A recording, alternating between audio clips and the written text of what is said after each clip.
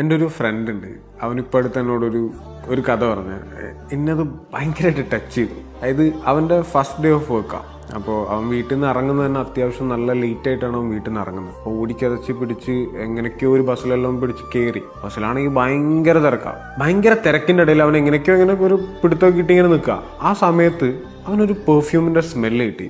ഇത്രയും തിരക്ക് പിടിച്ച സമയത്ത് അവൻ്റെ മൊത്തം സറൗണ്ടിങ്സ് ഭയങ്കര സൈലൻ്റായി. ആൾ സ്റ്റക്കായി പോയത്ര. ആളുടെ ലൈഫിൽ പണ്ടുണ്ടായിരുന്ന ഒരു വ്യക്തിൻ്റെ പെർഫ്യൂമാണത്. ഓക്കെ, ആ വ്യക്തി ആ ബസ്സിലുണ്ടാവാൻ ഒരു സാധ്യതയില്ല.